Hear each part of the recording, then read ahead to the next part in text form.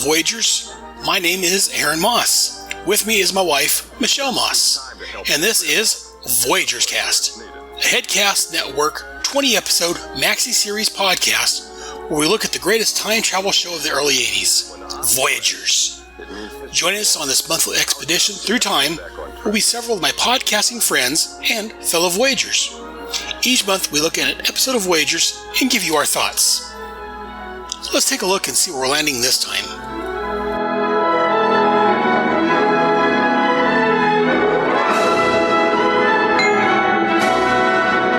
Green light, kid.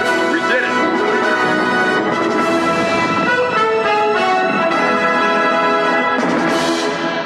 it. And welcome to Voyagers Cast, episode 13.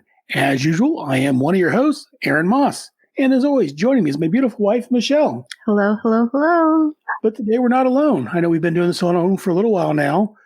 We usually do it late at night, our time, and we're in California, and most people we know are on the East Coast, so it's early in the morning for them. So we've been doing our own here for the last few episodes. But today we was able to bring in a special guest from the Voyagers Guidebook.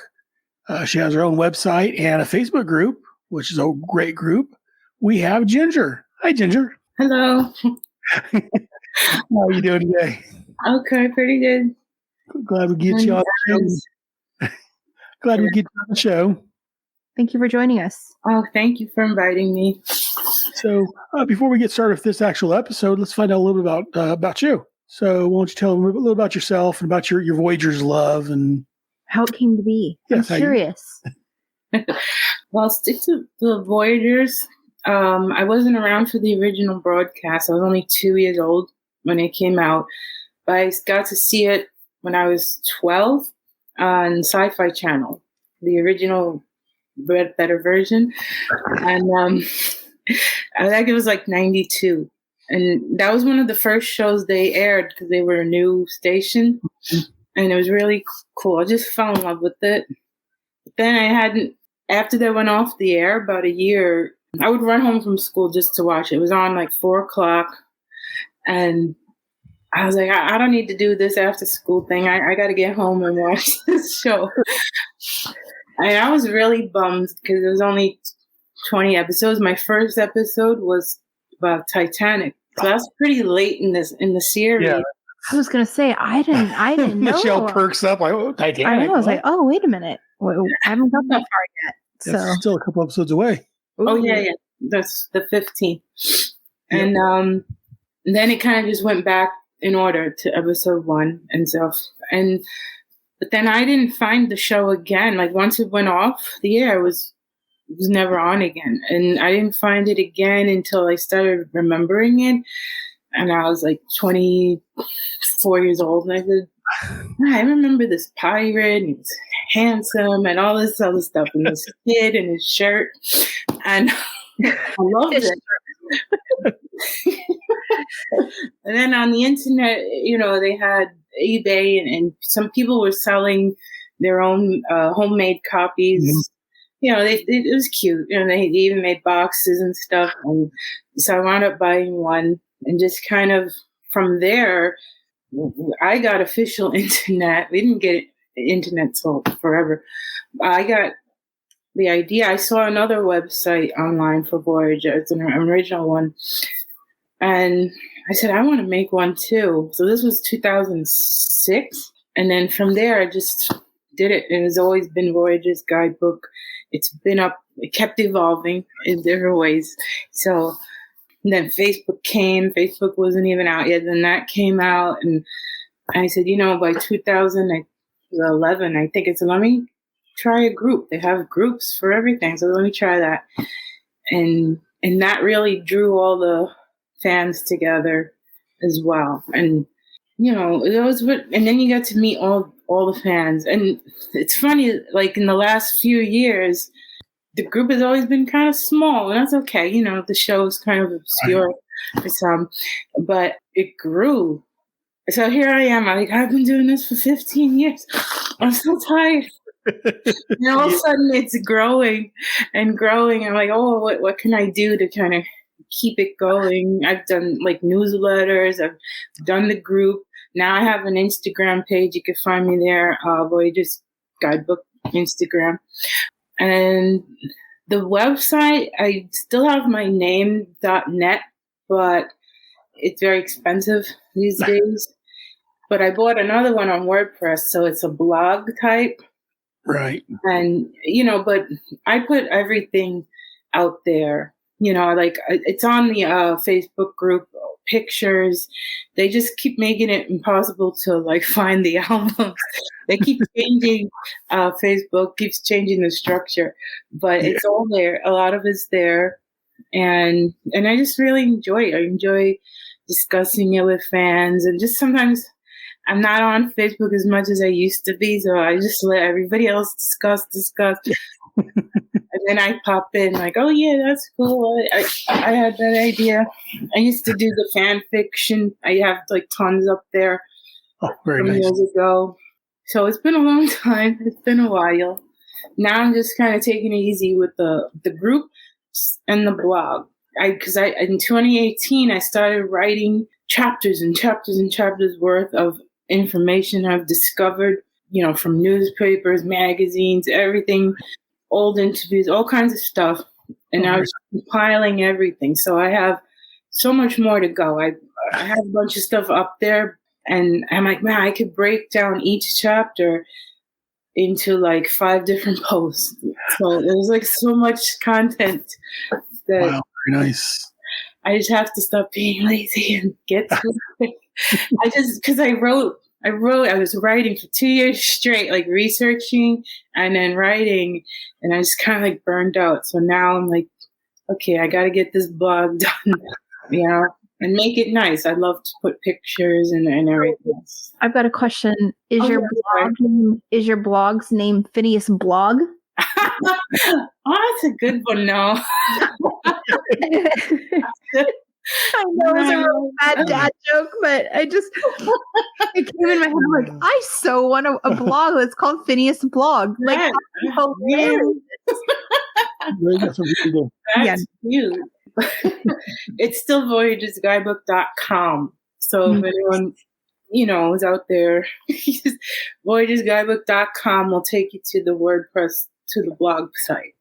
And there's a lot of posts already up there. I'm trying to get my episode guide together. That's there. And then the other things that I've written about it over the years. Nice. Yeah. That's always, and I can try to juggle that with real life and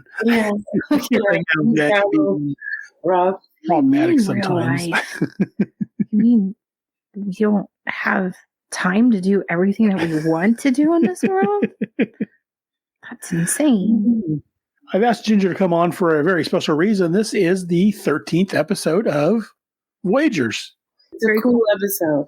You learn a lot. You learn a lot this time. The title of this was called The Trial of Phineas Bogg, and it originally aired January the 16th of 1983. And from what I understand, originally this was going to be the season finale, possibly the series finale. And then the script that was called The Last Adventure. That's what it says on. Oh, okay, yeah. The scripts. So they really had known by then, okay, this is it. So let's kind of tie it all in. Right. They thought they were going to be over. They got extended for another 7 episodes, which is good for us. Yeah. We didn't get more, but such as it is, it's NBC's choice. It's like we've talked about before, they dropped it for some news program that no one remembers the name of. So Monitor. They thought they could compete with the 60 Minutes, and it was the most show I've ever seen. It did worse than Voyagers. It's like terrible. So real quick, this is the synopsis from Wikipedia. The Voyagers appear in an empty courtroom with a non-functional Omni. A defense attorney named Susan claims Bogg has violated the Voyager code and will be put on trial by Voyager Drake, a tough prosecutor. 3 judges take the bench, and Bogg is charged with endangering Jeff's life. However, evidence of perjury during the trial is discovered, showing that Drake had tampered with the Omni memory recorder. When Drake attempts to escape with his Omni, the Voyagers grab him and end up in the Texas Revolution in Mexico in 1836. Drake escapes somewhere in time, while Bogg and Jeff help Sam Houston and the Texan rebels. Susan then brings them back, and the judge tells them that Jeff's destiny was to be a Voyager. He gives Bogg his Omni, but they go back to work and disappear before he can give them a new guidebook. And that was the synopsis for The Trial of Phineas Bogg. So this was Michelle's first time. Well, we watched it twice. Well, let me rephrase it. I watched it twice. She slept through it once and then watched it. My MO, by the way. I don't know if you've listened to many of our podcasts, but it's always first time. Well, actually, it's your third time watching it. The first 2 times you slept through it. Because we usually end up watching these late in the evening, and I'll be like, I want to watch it. And then he'll turn it on, and I won't even get past the first 5 minutes. I'm out. So this is I think back in the 80s, almost every TV show had to have a clip episode where they took clips of all their previous episode seasons and clipped them in one. So this was their clip episode. So Ginger. They call it a clip show and a bottle episode where, just save money to have everybody in one set. No effects, none of that. So, yep. But it worked. I like how they incorporated it, the flashbacks. They can be done well and they can be done ham-fisted. I thought this was done rather well myself also. Michelle, what are your thoughts on this being a... I don't like these kind of shows at all. I mean, okay, I can't say at all. However, I will say this is probably my least favorite episode. However, it was one of the most informative episodes, which I've complained about, not complained, but I've asked several different questions that actually got answered in this episode. See, the pin in it. It shows up at some point. Yeah, whatever. By the way, that's another thing. I get told we'll put a pin in it in both of our podcasts because I'll ask questions and he's like, well, you'll get the answer later. So we'll put a pin in it. We'll come back to it. I was mad because I don't think I've gone through any podcast without being told that at least 2 or 3 times. So this time you got to pull some pins out and got some questions answered, hopefully. Yes. However, I did not like the episode. There were so many things about it I did not care for, but I don't know. I'm so picky. But before we get into all of that, what you said you enjoyed it, Ginger? I enjoyed learning finally about the mysterious Voyagers and who they were, at least a little bit, right. And the introduction of a villain, finally meeting Bogg's, crutch that he talked. I like how they tied that in from episode 1, because sometimes in 80s shows they never go back. Right. But today, everything's like a long story. Well, I like how we found that out. Jeffrey's telling you, oh yeah, I remember Bogg who said he didn't pay attention to school. He's always looking at some blonde. You're her. Which is weird because even though he had this the biggest crush on her, out of all the chicks that he's seen. I mean, yeah, I was telling Aaron when I watched it the second time today for a little bit. When he said hi to her, he looked her up and down. And it was so cringy and so I'm like, no, just you don't do that. That's just, I mean, literally, especially in the 80s. It just looked her up and down like she was a piece of meat, and I was just like, ugh. But he didn't even get a kiss, though. I know, that's what I'm saying. He's made out with all these other chicks. Which in the history, I have theories on that. What's that? I have theories on why. Well, tell me, because I'm curious. Well, one of them is just because she has a mysterious air about her. I think maybe he feels beneath her a little, he's the doofy pirate and she was up there. She became a lawyer. So she was someone who seemed untouchable. She would just glide by in her Roman dress. She's probably from the Roman era. I think that dress but anyway, she just glided. So it was oh, wow, Susan. Just kind of in awe of her. So and then plus they're in headquarters, there may be some no fraternizing rule there. So, that's what was commenting on her gown. And I'm like, well, I think it's just because they come from different periods of times. I'm assuming she's probably either Greek or Roman. Either Greek or Roman time frame. Because I have a problem with Phineas Bogg being a pirate. Like, it absolutely just, I don't know why, but he's not very piratey to me. You know what he reminds me of now? He should be on the ship on the one TV show we started watching. What was it called? What's it called? Our Flag Means Death. Yes. I don't know if you've seen that, but it's on what platform? HBO Max, I think. I think so. I'm pulling it up right now and seeing. It is like the weirdest. It kind of reminds me of Monty Python meets The Office meets. It's called the show is called Our Flag Means Death, and it's on HBO Max. And it's a comedy, and it's piratey, like pirates, but like the captain is very much like, oh, we should hug it out, and he wears really clothes, and he's a rich aristocrat that's trying to be a pirate. What was his new name? The Gentleman Pirate? Yeah, he wants to be the Gentleman Pirate, and he teaches kindness and manners, and then all of his other like people on the boat are like, we need to pillage and Blackbeard this, and he's like, no, we need to make a flag. Everybody sit down and sew. And they're like, that's not manly. He's like, and one guy goes, well, I sewed my arm on once. He's like, see, it is manly. But yeah, when you were complaining about Phineas, I was going to say, well, he's the Gentleman Pirate. Yes, he so is, because that just irks me. Like, to me, when I think pirate, I think of at least, Johnny Depp.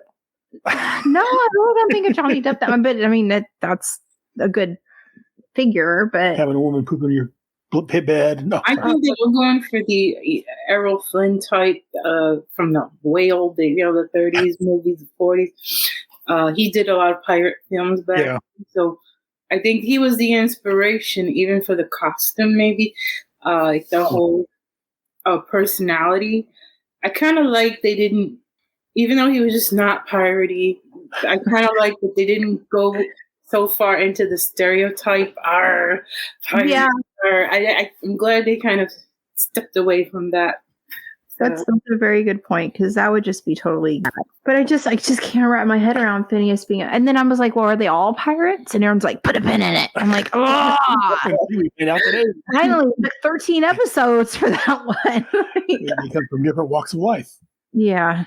That's what I gather from the episode also is that, he put Susan on a pedestal even in school, and he thought whether she was above him or not, he felt that she was above his pay grade, as it were. And that, he didn't have a chance. Because when it's mentioned that, he liked her, she's like, well, you should have given her a chance. Which, tells us that he never made a move on her. And I think that's wise, because he's just some scurvy pirate, and she's Greek or Roman, goddess, if you will. Yeah, right. That's my theory. Like, maybe he just viewed her up there. That's what I gather from the episode. And then Drake looks like he's probably from the 1800s, I would guess, from his costume. Very Victorian looking. Yes. But I also had another fitting for like the whole rule monger thing. Yeah. Like he's like, you all must be chaste and wear big skirts and colored shirts and all that fun stuff. Do you feel? Let me ask you this: do you think okay. Another thing. I say Joffrey more than I say Jeffrey. And I don't know why all of a sudden I channel my Game of Thrones, because I only do it when we're podcasting. I don't know if you noticed that. Like, we'll talk about Jeffrey outside of podcasting and I'm fine. The moment I get on mic, it's Joffrey. So I don't know why my brain does that. A lot of people may not realize that, because I edit a lot of it, so it makes you sound like you're saying it properly. It makes me sound intelligent? Is that what you were going to say? I wouldn't say that. I do. Though, do you feel like Jeffrey, I almost said it again, my word. Jeffrey. I know, right? Is whiny? And is he a good actor to you? Those are my two questions. Do you find him a little bit whiny, and is he a good actor? I don't think he was very whiny. I think he was maybe too TV smart, like a little precocious that's not the word. I think they toned down the whininess the more, he became a Voyager, the more he went on. And then I always try to reason, well, this poor kid was just thrust out of his whole universe is like upended. I mean, he lost his parents in a very traumatic, devastating way, which a funny story, like when I watched it on the Sci-Fi Channel, they cut that scene where Jeff explains, oh, I found my they were dead in the car and I tried to pull them out. They cut all that. So when I first saw the DVD version, I was like, oh, that's so awful. This poor kid. So I kind of gave him a pass. If he was a little whiny at times, I kind of gave him that pass. And to me, he was more of a little smart alecky. I took that as the New York in him. Yeah, well, that New York swagger that some people have. But that's funny because I can give him a pass over the New Yorkness, but I can't give him a pass for the traumatic stuff. That's horrible. Now that I think about it, there was like so many big issues in this. Like, yes. So let me ask you a question on that then. In this episode, should Phineas have still petitioned for Jeffrey to be able to go back in time and be with his parents and fix that problem? Oh. I don't know. And as a kid, wouldn't you think that you would want your parents back? I don't. Well, I think that's a hard. He didn't. Jeffrey wasn't. To me, Jeffrey wasn't given the choice. No, he wasn't. But I'm saying, don't you think? That Phineas should have pressed for it. Like they're there, and he has a chance to give Jeffrey the best thing back. His mom and his dad. I was under the impression that, they did show it. Oh, they brought out these documents and that Jeffrey's supposed to go on to do these amazing Voyager things. They don't say what, but he's supposed to be someone very important to the universe and time itself, so that if they would have brought him back, it would have messed that up. But I get what you're saying. That's he. I think by the 13th episode, he might have come to terms. Okay, they can't come back. I may not be able to get them back, and he started viewing Bogg more as the parent figure. He didn't believe him. I thought, I'm like, well, at this point, he's attached to I feel a little unfair that they didn't. I know he's just a kid. They didn't give him that choice, But Phineas, as an adult, because he even said, well, if you are going to send him back, this is where I want him sent back. So he's already thinking in that regard. Right. And if Phineas knows that they can do that, that would be like the most selfless thing. I mean, he was already going to dump him off at his great-grandparents' house. True. In the Christmas episode. Right. So he's already has that selflessness where he knows Jeffrey would be, quote unquote, better off, even though Jeffrey's completely disagreed with him, saying that he wants to be with Bogg. However, that would be a very... Well, I'm looking at my notes, and I said that weight on Bogg's shoulders, that decision must have been insanely heavy for him to make. Bogg views him as either a younger brother or as a son. Yeah, well, he says he loves him. I mean, but if you truly love somebody, wouldn't that be something? Not saying he doesn't love him, but I mean, that would be like the ultimate love sacrifice. Like, here, you know what? We're going to give you back to your parents. We're going to stop your parents from dying, because then he doesn't have that trauma. Right.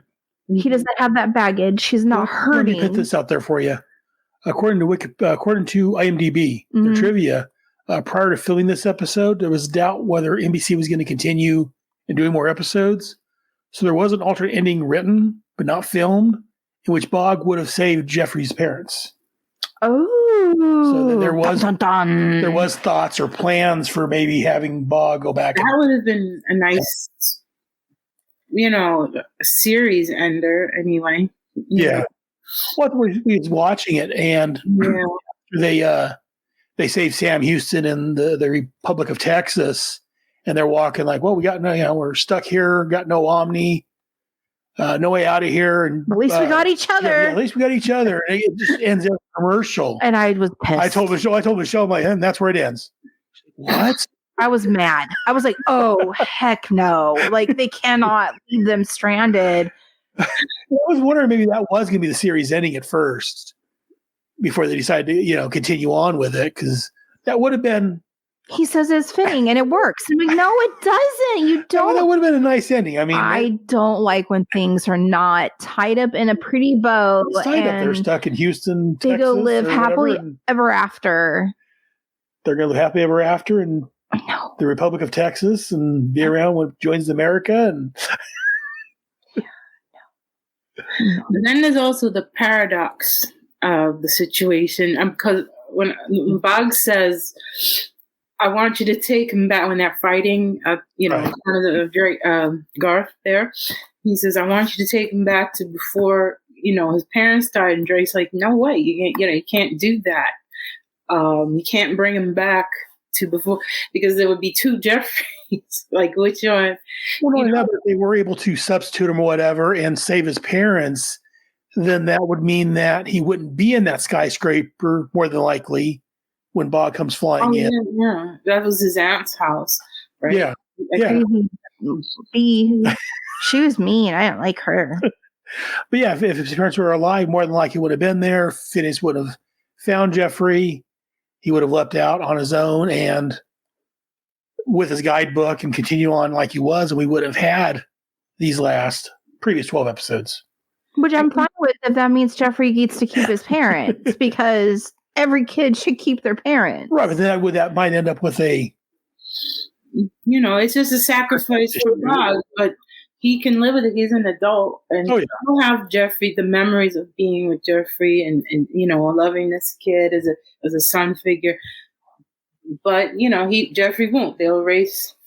Right. That was another big thing. They can erase, your memories. So, maybe it should have been like, well, let's at least erase the memory of like your parents dying, and let's just make Phineas your dad now. That would just be awful. But yeah, I think. Well, it may have saved him some grief. They could have messed with his mind like that. Yeah, it makes me wonder all what the Voyagers have done to people's minds, and they have like some kind of mind control. I had a story like that once, and I had, it was so, Jeffrey was against it. He's like, I don't want them messing with my brain. They're not going to take away my, my memories of this and that. I don't want to be a Voyager if that's what they're going to do. But I think in that case, maybe they probably do take away some memories of their Voyagers, just so they're not tempted to like go back and change history, and keep messing with history and stuff like that. Like, let me go back. It's kind of sinister, though. It's like turning them into some kind of sinister headquarters or something. Well, besides this episode, we don't get much on the Voyagers as a group. So, I mean, if they could control time and have time, then they could probably, do. And that's one thing we kind of complained about on the show before, is that we don't get much on the Voyagers as a group. And one thing I've always questioned is my main problem with it. Even though I love the show, my main problem with it is how time works. Because if Jeffrey knows, that the baby Moses sailed down the Nile and Pharaoh's daughter found him and all these other things that happened, why are they messed up now if Jeffrey knows how it's supposed to turn out? That's one thing I've kind of had about the show, is that it doesn't really. They need to have either a villain through the whole thing. Messed up, like right on the spot. Like it just messes up right there. But that would, like you're saying, wouldn't that just erase Jeffrey's? Maybe because I always say, well, he's in the loop now. He's in the time travel club. Right. In the loop, so he has the memory of what it happening. And But I think they needed to explain, maybe in the first episode, that maybe there was an accident or something, and it's caused these time issues of time to shift, or another group of anti-Voyagers or whatever. Which this episode kind of touched on. Yeah. You know, like over Quantum, our Starbright Project show, evil Voyagers going around messing with time. I wouldn't be surprised. I think it's something like that to help explain up to this point why time is. I think and Doctor Who had an interesting, like they called it like cracks in time, where things just get a little, even just a simple little explanation like that, just a phrase, a sentence. I was saying, even the first episode, Phineas could have said, well, he's explaining what Voyagers are. There's cracks in the time that we're going through and repairing, or, there was an accident in the Voyager lab and it caused the time to be or solidifying it, or that's cool. His pirate ship got crashed, and now pirates are all fixing time instead of pillaging. Cosmic cube exploded and is causing problems of time, or there was a snap. Sorry. something that to explain why. And that's even though I love the show, that's my biggest issue with it, is I like to have explanation, a more solid for things. Foundation. So I don't know if you ever thought about that, Ginger. If you've ever had. Yeah, I have. Like, it's fun to kind of put. Well, because I used to write the stories, it would be fun to play with the different, versions of time travel, because there's so many ways you can do things. Oh yeah, and stuff. I can't remember what type of time travel they use. You know how they have like the horseshoe, the time travel and stuff. And I'm trying to remember what Voyagers was, what type it was, and it's not parallel. I mean, there is parallel worlds, when they go into the red light zone, right? And that's what some people suggested. But I think they see time as one timeline, and it needs to be corrected. It's not like, okay, there's a red light here, on a new universe is formed, and everything goes that way, and then it just stays in existence. There are shows like that. I think Time Tracks. I don't know if you ever see Time Tracks. Yeah. I think they did it that way, which confused me. I was like halfway through that series. I was like, what? He's in a parallel past or something like that. But now I get it. But then my problem with that is, if this is not just one Earth, if you will, if this is Earth 2, for instance, then how does Jeffrey know how that world's supposed to turn out? Right. He knows how his world turns out, but just because if they're in an alternate reality, well, maybe things aren't supposed to go that way. Right. So I think it's just one world, one time. Right. One timeline, one world, and the timeline must go the way the history book says. History says. Our walking history book, Jeffrey. He's like a savant. That's gonna end soon. He's only like 12. Maybe he hits 13 by the end of this. His schooling. He needs to get back to school. Yeah, how far? Bogg needs to get a book. Of course, with his dad being a history, teacher, he probably taught him a lot more than he knows a lot more than the average school. I always said, it doesn't look like he watches much TV. I didn't see a TV in the room. It was just like books, which, Scholastic put out the show. So, they'll promote books. They were very much into getting kids, to go to the library, read a book. And I'm all for that. I'm a big library guy. I'm a big reader. So humbug. I'm always reading. I need to get back to reading more. Like, now I just read stuff online. I got to read my books again. Can you imagine what Jeffrey would have been like had he had the internet, though? If you think about it. Oh yeah. Well, he'd be one of the ones out there making Wikipedia pages and he would be like the guy with the mask. What's that called? You know what I'm talking about, huh? Exactly. What are they? I know the guy with the mask. He'd be part of them. Like, when he heard that Russia was invading Ukraine, he's the one over there like programming satellites to like redirect and stuff. We don't know what his future holds. Maybe he does go on to this stuff. So we don't know what special things he's going to go on to do. Right.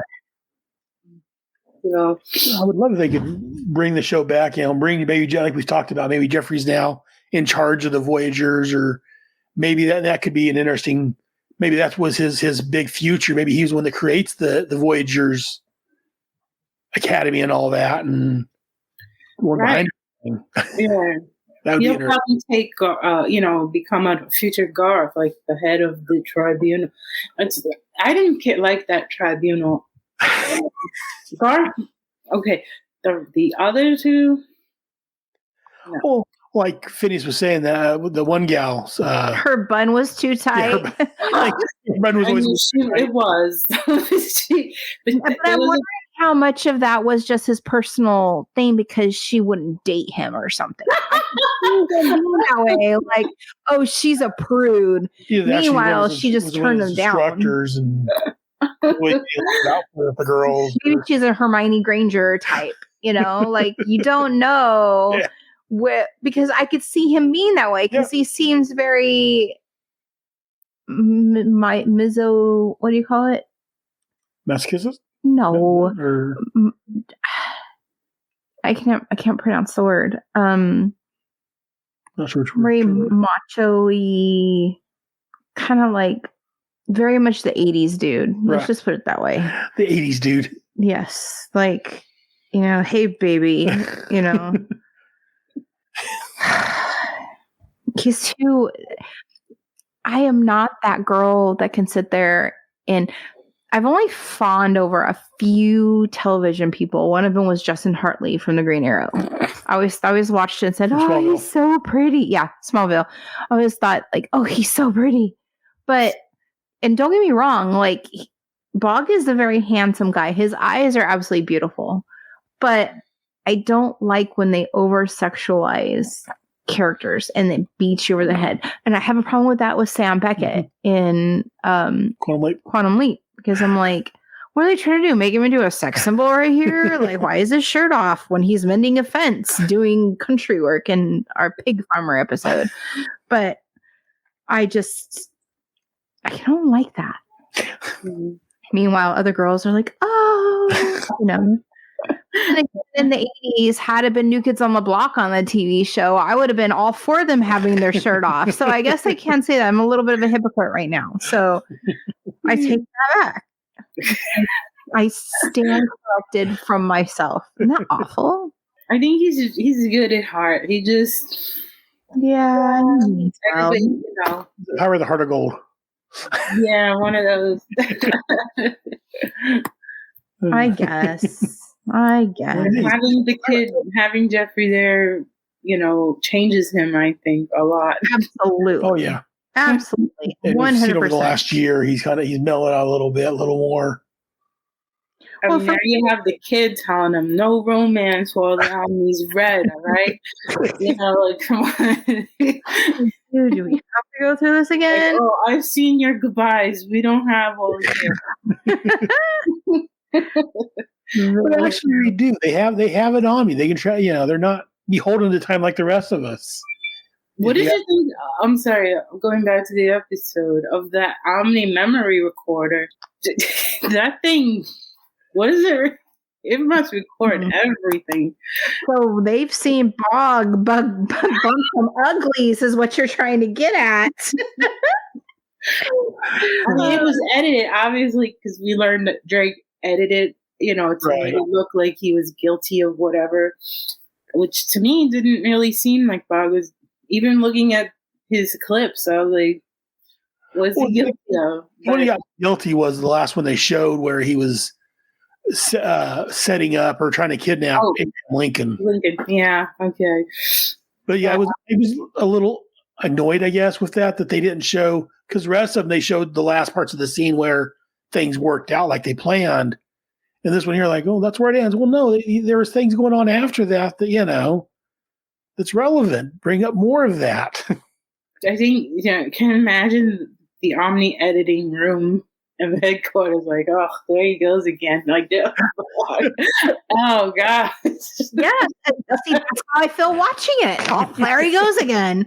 I don't need to know that he's doing what he's doing. Like, poor Jeffrey. Like, does he have to be like, I'll go in the other room, put a sock on the handle, like, no, thank you. Just, and especially like no one wants to think of their parents doing things like that. Like, I'm sure he's just like, no, I don't want to know. Just don't. Doesn't want to know how the sausage is made. Yes. How the kids are made. Oh. He just wants the hot dog without knowing about the hot dog. No. Susan wanted the hot, but never mind. That's another story entirely. You're bad. But anyways, we're talking about Voyagers, not about sausages. Yeah. So yeah, Susan. I had to look up because she looked familiar. She was also on V, as her name was Barbara, one of the aliens. I didn't see the show, but yeah, she was on that. Looks familiar. She was on all over the things. That's where I recognize her from. Is one of the friendly aliens that was helping. I forget his name now. But yeah, the main guy in there. And I have to say, that lady, she's very pretty. Like, and I'm like, I have affinity of like for blonde hair and, like the Greek look, because I love Greek mythology and all that stuff. So I thought she was really pretty. And I'm like, that's the kind of girl like I would see Bogg going for. Some of these girls that they casted for like the love interest, I'm like, really? They're kind of not the greatest looking women. So I don't know. Like I'm always complaining about that too. I'm like, they're okay. Bogg was like all head over heels. Yeah. I feel like the episode before, didn't he tell the lady he loved her? Yeah, he did. The episode before this one, or are you thinking about the other one we watched? I don't know. With the next episode. One he said that he loved. Or was it? Was in episode 19, Mabel Hubbard. See, yeah, the one before this was Buffalo Bill and Annie Play the Pup Palace. Okay, then it must have been the one about. I think it was Pearl Harbor, Jack. Yeah, because she wanted to watch that one also, so we watched that one after this last time. No, I'm building mine up. I'm mixing them up again. But yeah.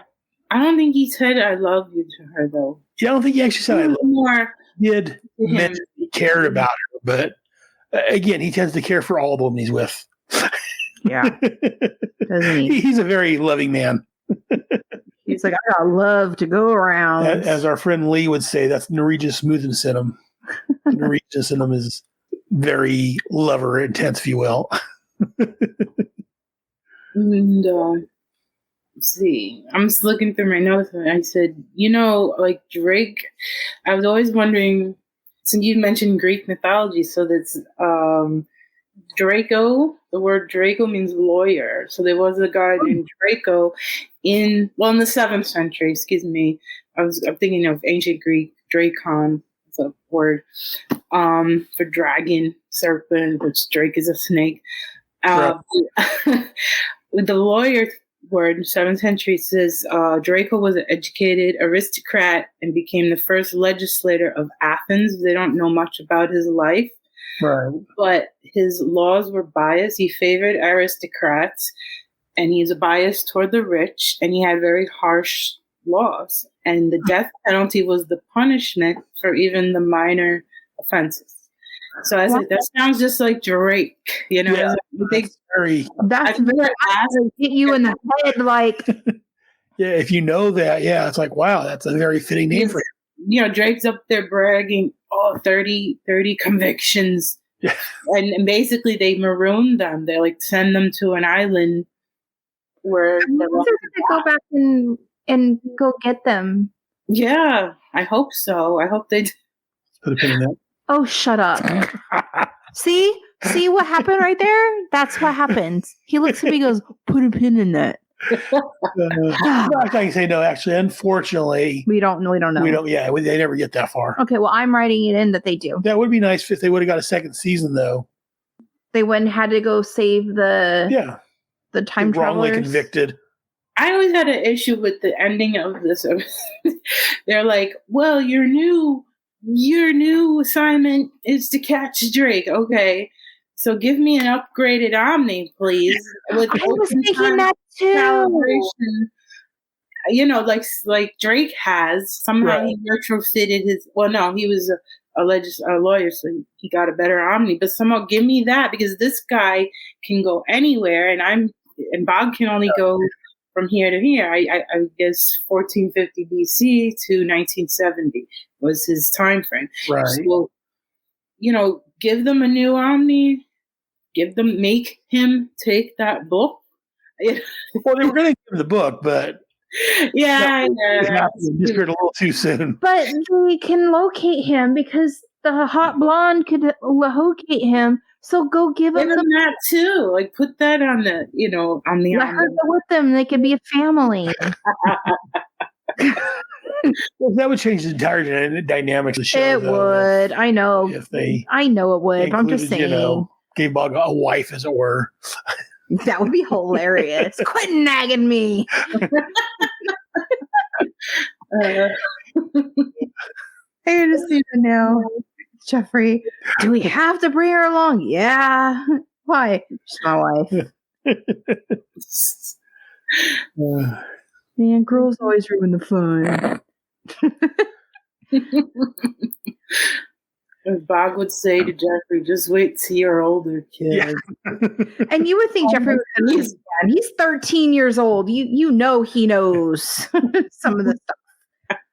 It was a different time back then. You didn't have the internet to learn from, and had to watch the Did Playboy you need channel the internet to learn from? Anyways, exactly. Bingo. Boys don't need the internet to learn from. They are just born with it. Yeah. Yeah. Also, I thought this would be a clip episode from another note from IMDb. It says that a considerable amount of production money was saved by using previously shot footage as flashback to the story. So we talked about, I think it was last episode, how they seem to use a little bit more special effects, maybe because they knew their story was coming to an end. And this time here, they saved a lot of money because they reused everything. They used a lot of the old sets. Footage. So what do you think Voyager headquarters is? Is it another planet, or is it another dimension, like outside of time itself, or something? Or yes, what is your opinion? I think it's somewhere outside of time. I know, like in DC Comics, there's a place called Vanishing Point where the Linear Man, who are basically kind of like the Voyagers, they watch over time, and it's outside of time in the time stream itself. That's kind of where I picture the Voyager School as being outside of time in the time stream. Yeah. I'm sorry. Go ahead. No, go ahead. Go ahead and finish your thought before I have a question. I can wait until you're done with your thought. No, like when they land and he looks at the Omni, it's black. It's right. blacked out, which is kind of like a clue. Well, it was deactivated, but it's like, where are we? There's no. There's nothing. There's no globe. They're not in Earth anyway, because that was an Earth globe. And that's another reason I think maybe they're outside of time. Because that's what they did. Did you see the Voyager movie, the 1984 one that they threw together for VHS? I haven't watched it. I've got a copy of it to watch. I think we're going to cover that once we're done with the main series. Yeah, but it has some interesting concepts added in. But it goes the spacey route now, like, it's a another planet and stuff like that. Some people, I remember over the years, some fans were like, I hate that. It's not a planet, they're not aliens and whatever. But kind of like I did with Highlander in Highlander 2. They came out. Exactly. They came out. No, I know. That's what most people, when they mention Highlander 2, yeah, they try to make, they say Highlanders are actually aliens, and we don't need all that. Don't ruin what we've had. So I feel the kind of same way about that as saying Highlanders fans see It's not aliens. It's not sci-fi. No, it's fantasy. Yeah, it's either outside the time stream or maybe a hidden, maybe inside the Earth or something other than aliens. Because that's Far-fetched. no, it's a little too simplistic, I think, So, for a question: time travel show. how about this? I have a question for you. So, how do you think they gather all these people up to be Voyagers? Like, there's a Roman chick, there's a Crucible chick. Guy. There's like all. Well, he wasn't a Puritan, but you know what I'm saying. Like, how do they just travel to different places and times? Be like, or is he like Thor and he has to be worthy of it? You know what I'm saying? That's kind of what I'm wondering. I'm assuming there's Voyager recruiting agents that go out and. So it's like they give him a business card like in Squid Games? Kind of.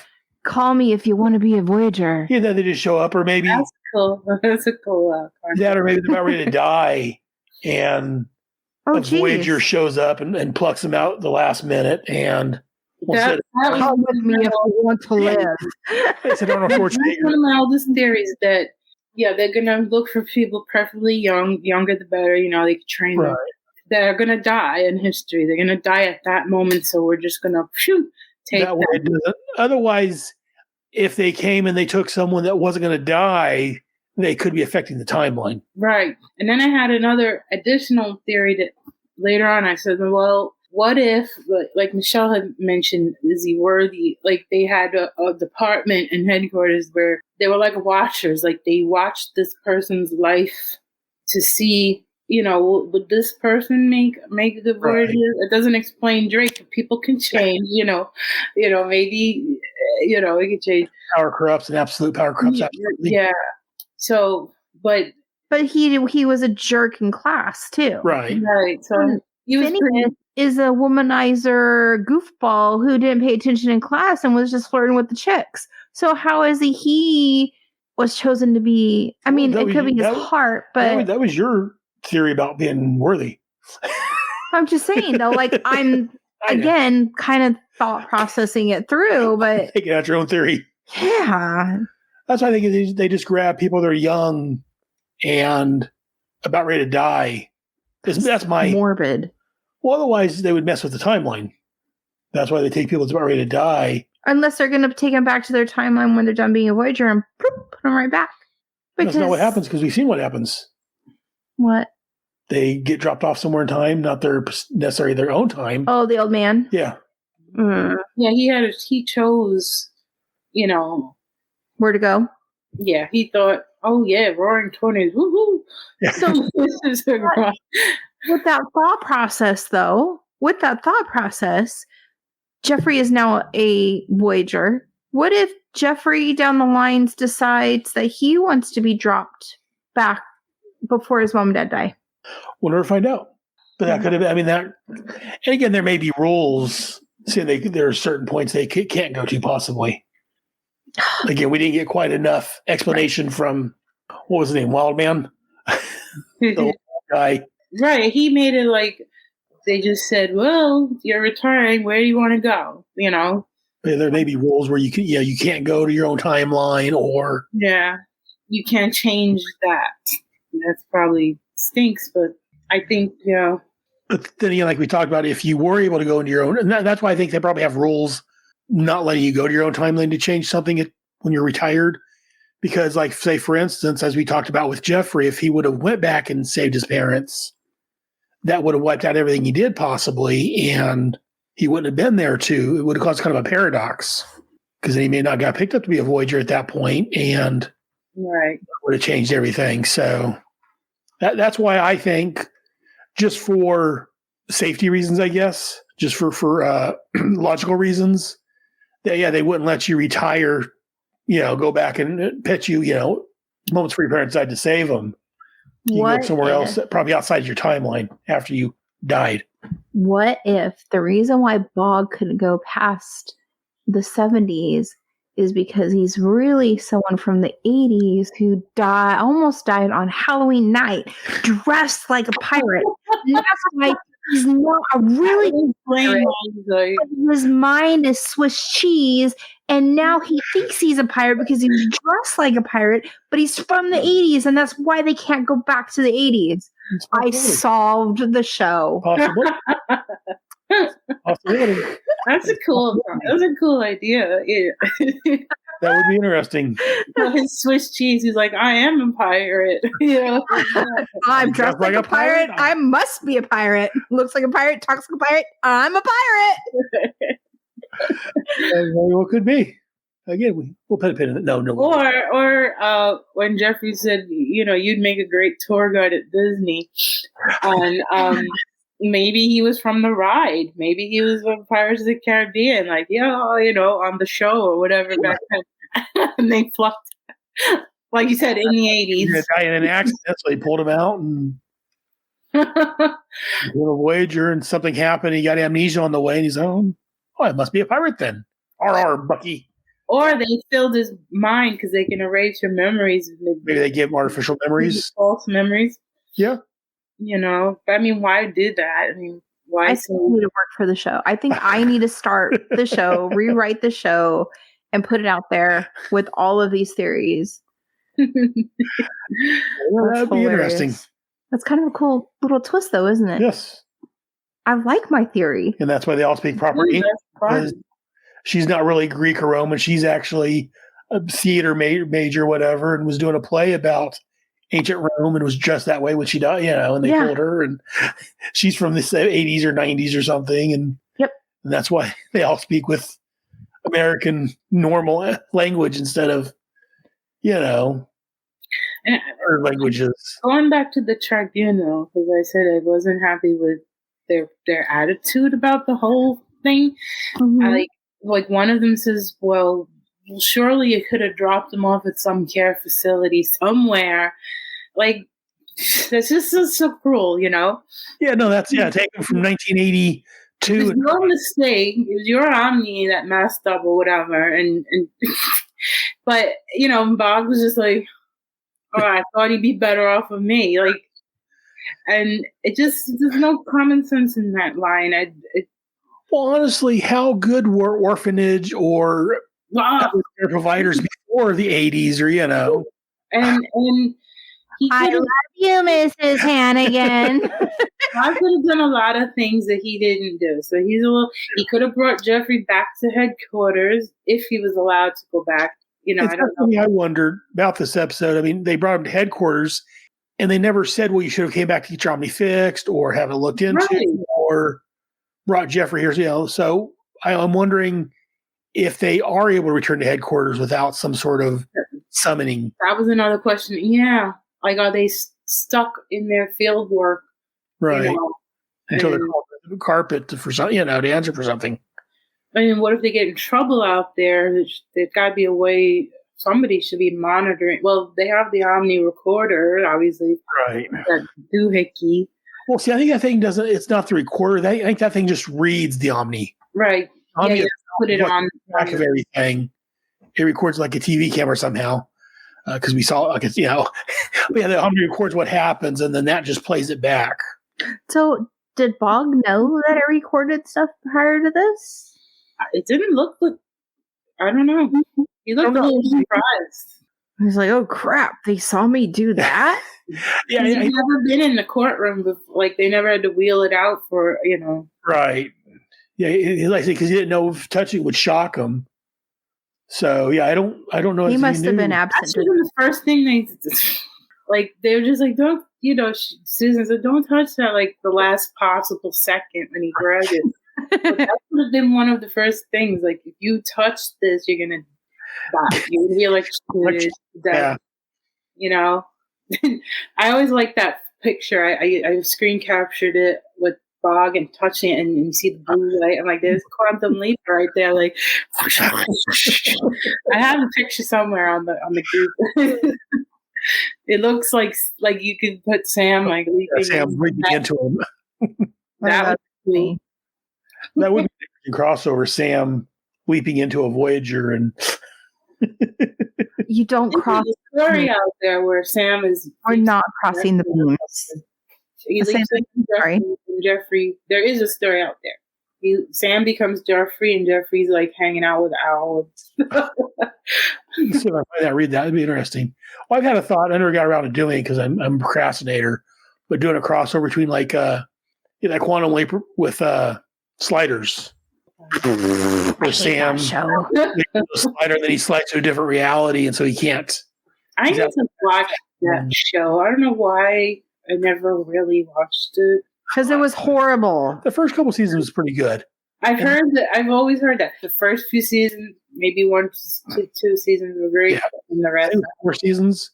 Yeah, I think it was four. And the first 2 seasons, and then they changed from one station to another, I think, and they changed like total production and everything. They got rid of some of the cast, and that's when Jerry O'Connell left. After that, I still watched it, but the later seasons aren't as good as the first couple of seasons. But I definitely recommend checking it out for someone that hasn't seen it yet, because I enjoyed Sliders for what it was. It was.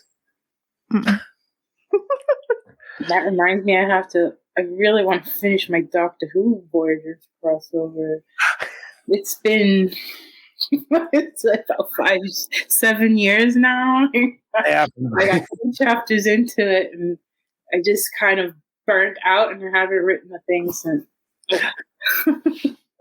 But I do like this one here was a clip episode, and it was the trial of Phineas, but they were still able to get some real time travel in. And it wasn't all, they still did a history thing. Right. And that's why I can't say that I totally hate the episode, because they still fed my little nerdy heart a little bit, and they did answer questions. They did open up more thought process, and you got to see other people. And I just don't I don't want to rewatch what I've already watched. And see, there's people out there who can watch things over and over and don't look at me like that over again to the point where their wife can't stand it anymore. Well, that sounds like wife's personal problems. But I want to see new stuff. Like, if I'm into a show, if I want to rewatch it, I'll go back and rewatch it on my own. Don't force it down my throat. And it would have been fine if it was like 1 or 2, but it was like a lot of it. And it wasn't just a little blurb. It was like 5 minutes of watching. It felt like it. Maybe it probably wasn't. It's probably like 30 seconds or something. But well, I'm pretty sure, I'm not positive because I'm not in the TV industry, but I'm pretty sure that in the 80s, they signed a contract. You had to have at least one show that was a clip episode, because it seemed like back then everyone did it. Not because it was a money budget, when the budget's due, or like the budget's out or something. Oh yeah. And they had cut the budget for that show immensely. I mean, they were getting hammered from all these different watchdog groups. Everybody, I had wrote up a piece on that, and it was insane. It was really insane. It's too violent. It's too this. They were making that show out to be more violent than a show like Magnum PI or Night Rider of the time. Right. Something that was really an adult show. And they were trying to say this Voyagers has more violence than MASH, or well, not MASH, like some war show or whatever. It's unbelievable.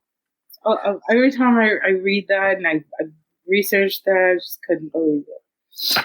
So, question: did you hear or did you read that? I can never remember the full name of Bogg. It's like John Eric Hexum or something like that. Yep.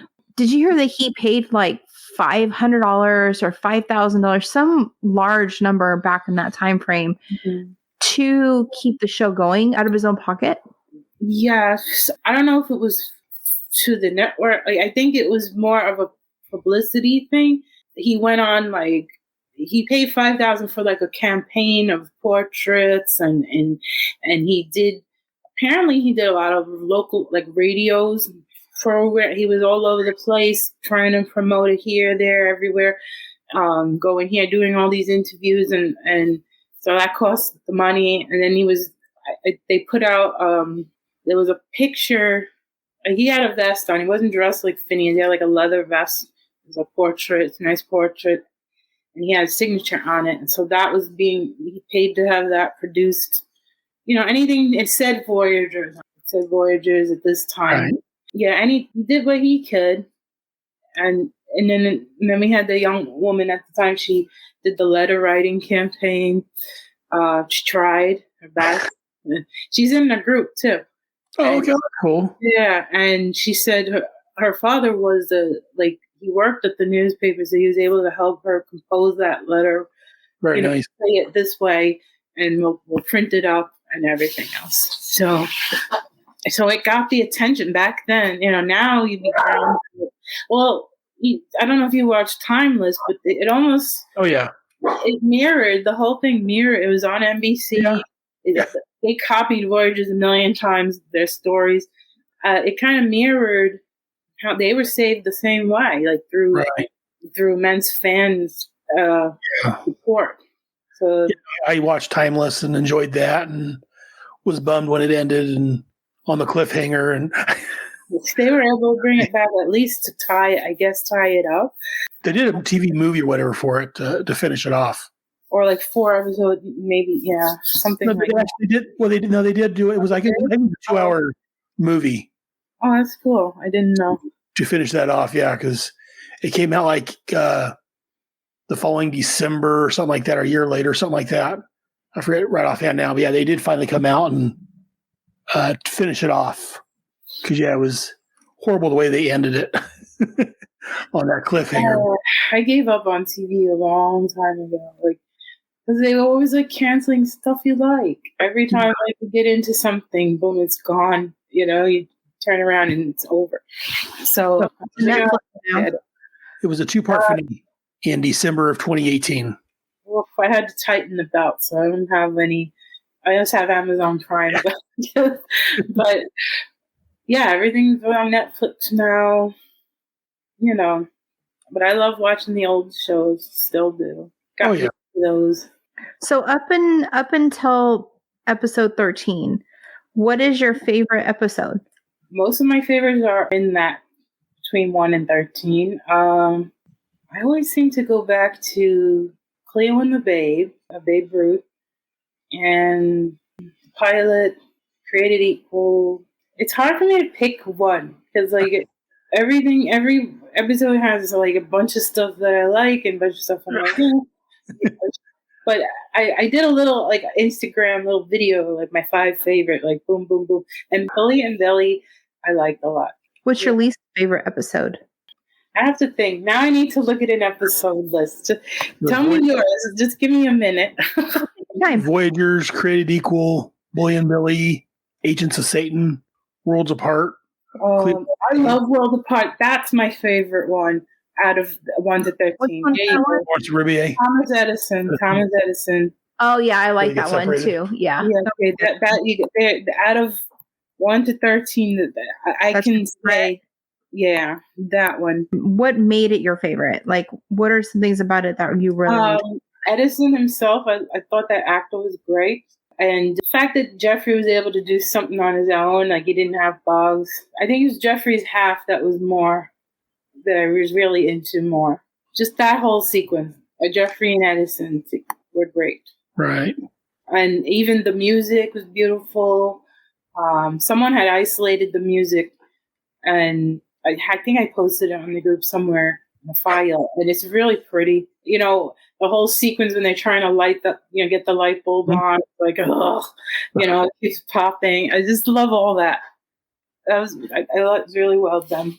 Old Hickory and Pirate, not my favorite out of the 1 to 13. What's that one? That's one with Lafitte and Jackson, Andrew Jackson. Pirate in Charge and Andrew Jackson, the Battle of New Orleans.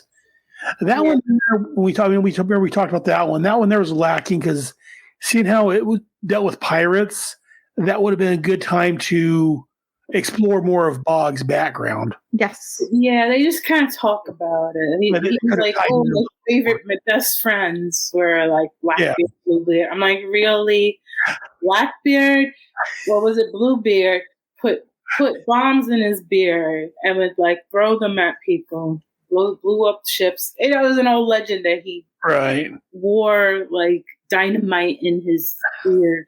Anyway, that's your best friend, though. That was one of my complaints about that one. Is they could have used that to explore Bogg's history. He was familiar with where they landed, though. Like, Right. Was it Jamaica? They were in. I forget now. But then there's the Travels of Marco Polo and Friends, and Arrow Pointing East. I grew to love that one, Marco Polo and Friends. At first, I found Isaac so annoying. Then I grew to love the whole New Yorkness of it because I'm a New Yorker. And I was like, I love this. I just love it. And there was an Arrow Pointing East. That's the Robin Hood one in Lindbergh.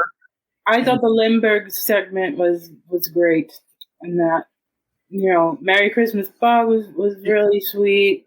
I heard that was John Eric's favorite episode. I could see why. Yeah, and that was it had a lot of heart. Yeah, like it made it.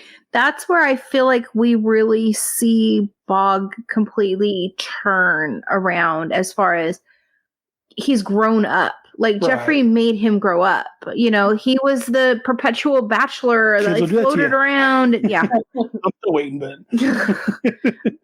but I feel like that episode kind of is where you really see Bogg become. You're right. He did grow up a lot in that. And John Eric himself had always said he's not a fan of science fiction. He didn't like, space and all that.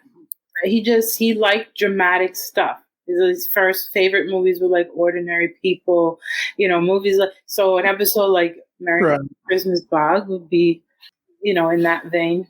The last one's Buffalo Bill and Annie Play the Palace. See, it's between that one and Lafitte episode. But I think the Lafitte episode is my least favorite out of 13, the first 13. I can see that. Buffalo Bill has some cool moments in it, like, dramatic stuff, the tents and everything.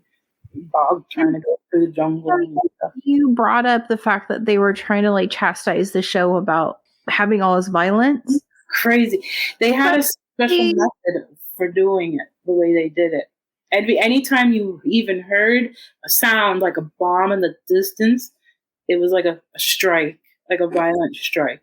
So, the first bunch of episodes was history, was war, and this and that, and fighting. And so anytime... Sorry if you don't like violence, but that's our history. I mean... even count like a pie in the face. Oh, whatever, that's violent. But to a lesser degree. So imagine the sword fighting. So that raised it even higher. It's terrible. I mean, it's a terrible method. Yeah, no, there's people, especially, that if they get it in for a show or whatever, they're going to find wherever they can to make it seem like it's bad. And the media ran with this group, this watchdog group, they call them. Right. And it was just everywhere. Like, the findings of this watchdog group, But what I was going to say is I find it funny that they were trying to chastise the show, but yet Bogg was like, don't use a gun. Right. Maybe because, compared to the first episode where Jeffrey's like, in the back of the plane. That's right. He did use a gun already. But very good point. Very good. Said a flashback on this episode. In that episode, and that's actually a bit of character growth, because in that episode, he's like, what do I do? He's like, shoot him! He's like, let's have a 12-year-old boy murder people, and we're okay with that, but don't shoot a can with the gun. Don't do it. That'll change you. Not the fact that you murdered people and shot down a plane on the first episode or so, but don't shoot a can of beans, because that's bad. Well, let me tell you something interesting. Maybe it'll, because you ever heard about the World Series messing up the schedule of Voyagers. Cleo and the Babe was supposed to be that third episode, Bully and Bully. It was supposed to tie in to the World Series. And ironically, and unfortunately, the World Series went into overtime and they couldn't air it. It was I did a whole write-up on it, and they just, so between episode 3 and 4, there's a mix-up of characterization. Like, it's like in episode 3, Bogg is, like you're saying, he's like this father figure, like, don't touch that gun, you're not my father, blah, blah. But then in episode 4, it's like they barely know each other again. And so I think they kind of got mixed. They had to do some rearranging with the episode because they couldn't air Cleo at the time they wanted. It's interesting. And I think what you're saying, Michelle, about that, I think is because of the Watchtower group. They were on, the minute the pilot came out, they were on top of it. Like, oh, this is terrible, this is violent. So I think they probably flipped the script, changed things, and wrote that guns bad episode. Don't that's probably what it was, really. And Bogg's a pirate, and I know they use swords, but they use guns all the time, I learned. So I get it with kids' show. Is there anything else that you can think of or that you want to bring into the light or any awesome trivia that you've been throwing at us this whole time about the show? About the show, I could go on and on and on about the show, but I'm going to bring it back to the episode. Let me see if I could bring it back to the episode. I will have to say, because I haven't talked to you before. Mm-hmm. I was really excited to make the first episode I watched. I looked at Aaron. I said, "Dude, he looks a lot like Punky Brewster." I was so excited. Yeah. He's like, "Well, actually, he's his half sister. That's her half brother." And I'm like, "Oh, because I'm a huge Punky Brewster was my show as a kid." So it was really neat. And I'm like, how did I not know about this show? By the time Punky came out, he was kind of not acting as much anymore. But he was apparently everywhere, before that. I'm sure he was in Teen Beat and all that stuff. There was this one episode where he's literally sitting on a rock or something, and he's posed. And I was like, there's a Tiger Beat picture. And I'm like, that so was for the little teeny bopper girls that are watching the show right now. I found, because I have this huge collection, clips and clippings and magazines. And I found, they were in Teen Beat, even John Eric, but it was more just portraits, taken at this, there. They never really, I never saw pictures from the episode really in the magazines, from what I found. I think we kind of hit on a lot of the main things of this episode. The time travel enigmas, how they gonna, solve that, and his parents and stuff like that. I just wish, Bogg could have grabbed this guidebook. Should have grabbed the guidebook. And they should have gave him the new one. They could have said, "Look, why don't you guys rest up?" He was just put through a whole unfair trial. They should have said, "Here, have a rest, have a meal. We're gonna fix your Omni because we want you to capture Voyager Drake, who could be anywhere in time. So we're gonna give you an upgrade." But no, they didn't do that either. Yeah. So I like this episode because it introduced all the concepts, the questions that you had from the beginning. Does this work? How does that work? That's what I like the most about episode 13. The headquarters and, at least the courtroom and the new characters. Aaron, you got anything else to say? No, I enjoyed this episode. Like I say, there was not a perfect episode. There was things they could have done better, but overall, I do like the fact that they kind of did answer some questions. They gave us a little bit of a look at Voyager's headquarters, or at least a courtroom there, classroom, because Phineas did say it was his old classroom also. So when they first appeared, right? But we still got, even though I say it was the main focus of the show was Phineas's trial, we did get an actual leap into history and got some actual real world history in there also. So, and I was going through some old notes for this, and someone had sent me email, and they said, "Oh, have you ever seen Doctor Who 1986, The Trial of a Time Lord?" I think now they see it's 1986. They probably copied from Voyagers. Right. Because he said the same thing happens, to the Doctor. He's pulled out of time to the planet, and there's an evil prosecutor. I said, oh, that's cool. I never seen that one. I'm not sure who the Doctor was in '86, but I think that was John Hartnett. The seventh Doctor. Was it the seventh Doctor? I forget right offhand. I think that's the Doctor who I've seen some episodes of for the new series. Yeah, this one was from the '80s. Yeah. I was like, oh, that's cool. But then there's also stuff. I was thinking it was from the second season of Doctor Who from the '60s. They did a trial, I think, with the second Doctor. I thought, no? I don't know. I don't remember offhand. Okay. Yeah, I've seen those, so. And I liked Voyager Drake as a character. Oh, yeah. No, I like that they introduced, I say, a bad guy that can be a reoccurring bad guy. And he opened the can of worms, and he's like, well, everybody's on my side. There's a lot of people on my side. So it's like, what are they all up to? Somebody needs to clean house over there. Like, Bogg should say, hey, this is what he told me. I think you need to take a look at, your employees. But no. Well, they're just taking notes from the American government. That's all. No, this episode could have definitely used more of a follow-up as far as that. I just should have been 2 parts, but I don't know. That could have been a very good 2-part. Then you could have shown more of the headquarters. More. Yeah, they expanded it. But the budget and everything. And they thought it was the final episode. Right. That would have been a little more interesting. But yeah, I enjoyed it for what it was. Michelle, any thoughts on this episode? I liked it in a way. Didn't like it in a way. I'm just going to say I'm neutral. And I still like my theory.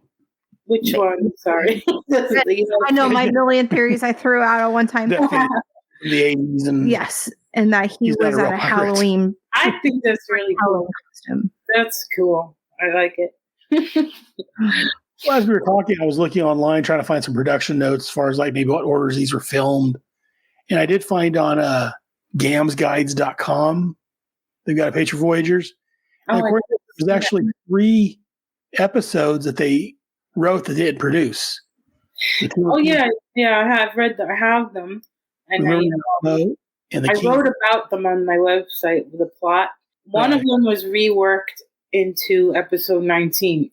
It was rewritten and became the one with Graham Bell and the telephone. So, I can't wait to see that one. Barriers of Sound. Yeah, it became Barriers of Sound. The other 2 were interesting. Had Churchill, Mata Hari, King Tut. They went to Egypt. I was like, man, I would have liked to see that. Yeah, that'd been interesting. King Louis. I think Jeffrey would have played. Mino would have played 2 parts because King Louis was supposedly looked like Jeffrey, and they switched like the Prince and the Pauper. Oh, okay. That was in one of the plots. That's probably King and the Voyager. King and the Voyager, yes. Yeah, the Prince and the Pauper. Yeah, I can see that. But yeah, it's sad that we didn't get these in more episodes, but yeah, I wish they could have just let them have like the full 24 episode season. Right. It's just, unfortunately, they just couldn't get themselves out of that ratings at the bottom. I've looked at all the ratings every week. The newspapers used to print that stuff, and right at the bottom, they were always. There's only a few episodes climbed them a little higher. Like Cleo was good, but other than that, and then there was a lot of preemptions. Right, you can always kill a show. Yeah, it got preempted a few times, especially in the later episodes. It was like oh yeah, we have one more to put, and it was like 3 months later, right? And then it was over for good. Yeah, I was happy.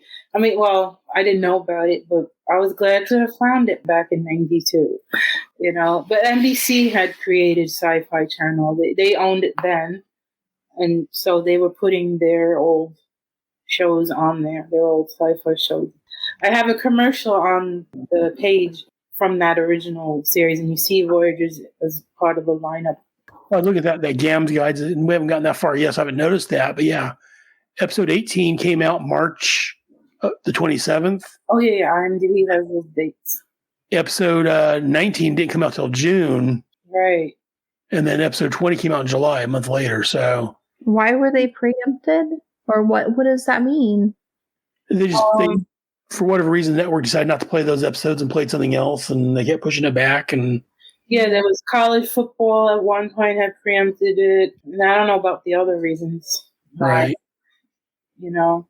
It just took low priority for them. So yeah, anything that came up, let's go push Voyagers back. Well, no one cares about that. No, we care. Yeah, I mean, you're all about, we gotta, kids. This was a kids show. It was actually, to me, it was kind of, I wouldn't say it was an experimental show, but it was something that was never done. Right, directly. Working with Scholastic. I think Scholastic should have done more to push the show. Oh, yeah. They were new to television then. They had something else in the 70s that they tried out, but it wasn't like a TV show like this. So this was like their first TV show, Scholastic show. And they should have had books out. I think they did put them in, for schools, the Scholastic readers, the weekly readers. I'm trying to find them. I think they were in one or two of their magazines. I have one or two, but maybe I'm thinking of the later 80s ones we used to get in school. Do you remember those? They were like paper thin, and it had like all this stuff in it. Oh yeah, no, I remember that kind of stuff. Yeah, and but I think they kind of dropped the ball of promoting. They weren't promoting. They left it up to NBC, but on their end, they could have put out a comic book. They could have put out a lunchbox. I love those tin lunchboxes. I would kill to have Voyagers. You could get them custom made. Like, I wonder. Oh yeah. But I'll tell you that because you took time out here, eventually what I like making like tumblers and cups and stuff. I'll make sure that somehow when I get my setup that I'm planning to get hopefully this summer, that I make you a Voyagers tumbler. I will make one and send you one. That is, I will make sure because you took time out to talk with us and stuff. And you put this on your page. I will definitely make you a Voyagers tumbler. You just got to tell me what images you want. Oh, thank you. From there. So thank you. I'm having fun. I thought I'd be a lot more nervous, but now that I've done this is like my third time or fourth time. I'm like, okay. We went for 2 years of, COVID, everybody zooming. I'm like, all right, this is me. If we can, we'll definitely have to do these and get you on here more often because, it's fun talking with you. I enjoy talking with other people about this and hear another. Yeah, whoever, if you want me on it back again, I'll do this again. I love the last episode, just, Rex Bag, we'll definitely have to get you on for that one. Yeah, we'll have to we'll all have to do a big end of. We got a couple plans after that, but the last episode. But well, thank you very much, Ginger, for taking time out of your day and speaking with us. Like I say, it was thank you. Definitely fun. Well, we appreciate you. Thanks a lot. And like I say, this is episode 30. So we got a couple. I got a couple episodes for this one comes out, but I'll let you know when this one comes out. And sure, just post it. Oh, I definitely will. You ever have a write up or something about your different podcasts? I can do a blog. Put it on the blog if you have something you want to say or promote it there. Awesome. I almost forgot before we go. Put it on the maybe I could put it on the sidebar too. I should. I have to go and update. We talked about a bit earlier. You want to tell everyone that's listening where they can find more about you and where you hang out on the internet? Facebook, whoever's still on there, it's Voyagers Guidebook, a group, not a page. It's a group. I have to approve you to join, but whatever. Just join. And I'm on Instagram, Voyagers Guidebook. Instagram, same name. Voyagers, I think, _ Guidebook. I can't remember the name of them. At Voyagers Guidebook. Either way, you'll find it. There's not a lot of Voyager content on this. Right. And Voyagers Guidebook, as of right now, voyagersguidebook.com is my current blog that I'm working on. So I still have the other site, but it's not voyagersguidebook.net anymore. So I can't use that name right now, but it's still up there. The main website. VoyagersGuidebook.wixsite.com/Voyagers Guidebook. Yeah. Unfortunately, I had to go that route, but it got very pricey. But everything's still up there. And check it out. She's got some amazing stuff with some really good content in there. Oh, YouTube also. I mean, but YouTube changed so much. I used to do fan videos. I used to have so much fun. So did other people. These are great stuff, great fun content. Whatever we could do with 20 episodes. I watched a lady who actually went to his gravesite. Yes, that's Casey. She was running. She has a group on Facebook too, Tenafly Guy for John Eric Pexham himself. So she did that, and the fans had actually gotten together to pay for that Senate. I think it was a cenotaph they call it, like the little thing. Right. Well, I mean, she tried to, people donated and got that put in. Oh, very nice. That little cemetery there. I think that was not too far from his last home in LA. Well, again, thank you very much for coming, and we appreciate you spending time with us this late in the evening for you. So it was great talking to you both. And before we go for this episode, I do want to bring out, we did have an actual email, actually a couple of emails from the same guy. I'm shocked we have a listener. So we have a listener besides Hal. Yes. Who I haven't heard from in a while. He's had some personal stuff going on. But this was Steve Coultier.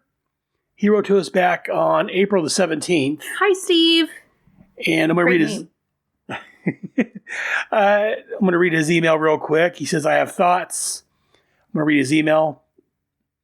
He says, okie dokie, here it is. Again, apologize for the length of the email, but podcast makes me think. Thoughts means I like it. Hello, as I said on Facebook, I just started listening and binging. Not finished yet, but I thought I'd throw a few thoughts your way. First, I'm really enjoying the podcast. I'm also rewatching the episodes, so I'm following along. I watched some, though not all, of the episodes when they first aired, and I was 15 when the shows aired. So he's a little bit older than I am.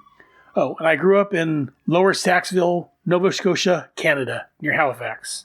A Canadian. We'll hold that against you. No, I'm joking.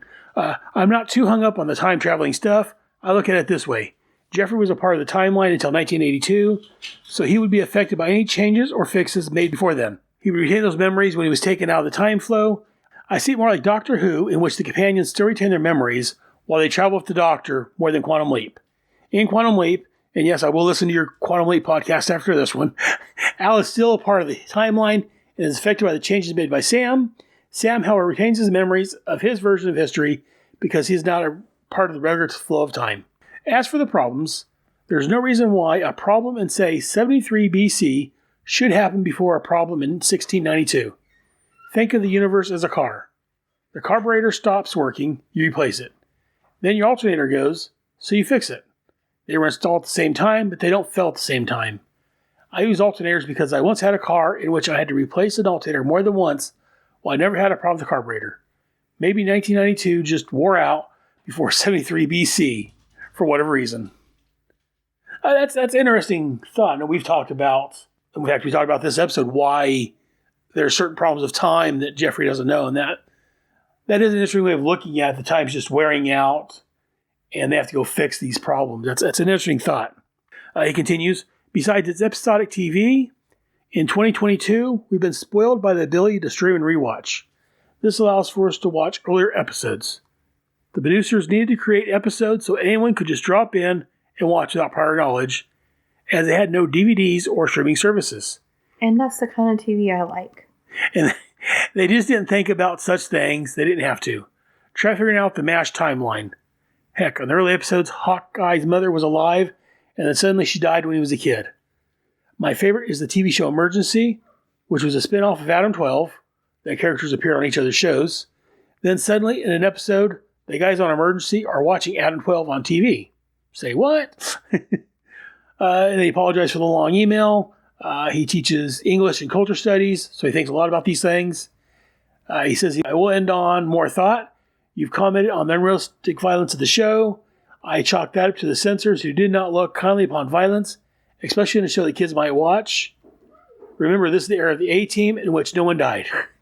And perhaps also explains why Bogg doesn't want Jeffrey to use a gun. I tell my students that we can expect a certain amount of verisimilitude in shows, but realism is still a literary form that is manipulated by external forces. Realism is different from reality. So that was his first email, and I replied to him and thanked him for the thoughts and told him that we'd be reading this on the air at some point and keep us informed. And then he sent another email saying he's going to do a Quantum Leap rewatch, and he'll listen to our show along as he does that. Then on April the 18th, I got another email saying he had 2 more episodes. It'll be caught up. He said he didn't have a problem with Jeffrey knowing stuff because I was very much like him. I was probably an annoying kid. I also have a very clear memories of John Hexam's death. He was in 12th grade. And then the last email I got says he's finally caught up and there's much rejoicing. Yay, flag waving, etc. So again, thank you very much, Steve, for Following us. Yeah, for following us and for writing in. Like I said, I love hearing from people. Yeah, we do. But so does my wife. I can't speak for you, but I love hearing from people and how they found the show and their thoughts on it. So, yeah. But that's the only email we've got and the only comment I've got on this. So, hey, it's a start. No, it's definitely a start. I thank you very much, Steve, for writing in. Yeah. Please continue to do so on this and on the Quantum Leap show, on the Starbright Project. But I think that's going to end it for this episode. So is your Omni green yet? We've covered everything? Oh, there's a couple more things. It's still red. No, I'm joking. It's green. Shoot. It's green. Oh, bat's breath. I forgot to tell her that I can't stand that. I'm so sad. Well, next time we'll have to bring that up. But no, this episode is finished. That's interesting. Oh, really? What's going on now? You like Hawaii? I don't know. You like Japanese people? Never been. You gonna take me? You like Japanese people blowing up Hawaii? That was wrong. Talk about not liking violence. I didn't do it. And also... So Pearl Harbor it is, huh? Yeah, also... Well, not only Pearl Harbor. You remember a couple of episodes ago, we had... when was... Oh, it was last episode. Buffalo Bill and Annie Oakley play the palace. Yeah. You know, that title makes me think they're in Vegas. And maybe that's kind of what they're going for. But do you know Buffalo Bill's real name? No. We talked about it, I'm sure. William Cody. Okay. Well, next episode, besides Pearl Harbor, they meet some teenage kid named Bill Cody. If you want to learn more about the Wright brothers, Eddie Rickenbacker, and the early days of flying, take a voyage to your nearest public library. It's all in books. Thank you for listening. This has been Voyagers Cast, a proud member of the Hitcast Network family of shows. All copyrights belong to respective owners, and no copyright infringement is intended or implied. We're just a huge fan of time travel shows, and Voyagers in particular. Be sure to join us monthly as we watch where Phineas and Jeffery land next. And if you enjoy this show, check out the other shows on the Headcast Network. The first week of the month, we have Head Speaks and the Starbright Project. Head Speaks is where I talk about comic books, TVs, movies, books, anything geeky. The Starbright Project is where Michelle and I look at another great time travel series, Quantum Leap, and then we'll talk about it. The second week of the month brings you G.I. Joe, a Real American Headcast, and this show, Voyagers Cast. Over on my G.I. Joe show, we look at the G.I. Joe comics and cartoons from the late 80s. The third week of the month, we drop both Task Force X and Retrospect to the 80s. Task Force X is a show that looks at the Suicide Squad and Checkmate books from the late 80s. Retrospect to the 80s, surprisingly enough, is a show where Michelle and I, and possibly some guests, look back at what we think is the greatest decade there was, the 80s. Finally, the fourth week of the month, I release the Starman Manhunter Adventure Hour and Bravo Team. Starman Manhunter is a show where I look at the Will Payton Starman and the Mark Shaw Manhunter books, both from the late 80s. Yes, I have a time period. Bravo Team is my sister show to the G.I. Joe team, or maybe brother show, where we look at anything else G.I. Joe related. We'll be back next month to join our friends Phineas and Jeffery as they leap into, well, the unknown. Until then, remember, may your landings always be soft and your lights always be green.